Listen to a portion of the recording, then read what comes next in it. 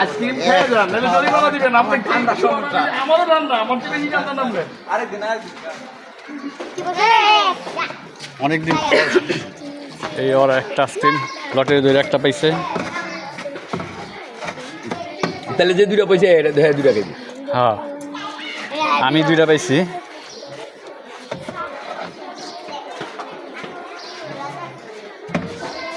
এইভাবে একটা পাইছে। আমার ভাগ্যটা বলো, আমি দুইটা পাইছি। আগে একটা দিন, একটা খামো, তারপরে যে